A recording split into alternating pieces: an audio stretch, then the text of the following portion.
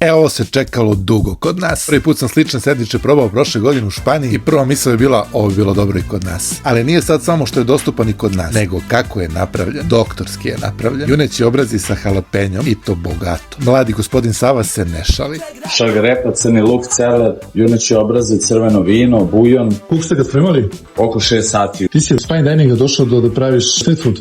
Da, sklopimo to znanje iz fine dininga i da malo napredimo naš street food. Pravimo sami majoneze, sve soseve, generalno što se tiče salate, sve mariniramo sami, ništa ne kupujemo. Meso sovidiramo. A gledajte sad ovaj kombo. Bajederu pravimo nekih skoro 2 dana cijelo u sovidu na 71 stepen, kako bi kolagen ušao što više u meso i kako bi bajedera bila onako sočnija i zdravija. Dakle, praseća bajaderica koja se sprema skoro 2 dana. Da završni rad ide u fritezu, kombinuje se sa dry age smešavanim burgerom. Bajaderica na kraju ispadne ovako, a burger ovako. Između ova dva sveta je dimljena provola sir. Ela kombinacija je brutalno dobra. Meso za burger je bomba, bajaderica je masna i hrska s polja, tu je chipotle majonez sa jalapenjom pa i pikantno. Dakle, cela kombinacija je da se pamti. Al curi prasence. Klasičan smeš burgera isto rade fenomenalno. Ovo je truffle varijanta, dakle malo tartufi, inače 4 mesa. Između mesa je takođe dimljena provola. Meso stvarno izuzetno, jedni od retkih koji koriste dry age za smeš burgere, bar ja da znam. I na kraju palačinkice u istom fazonu. I ovde smesa za palačinke nije obična. Pufnaste su i mekane, da mekše ne mogu biti. Da sam raskopao jednu da vidite kako izgleda to kroz sredinu. Bomba.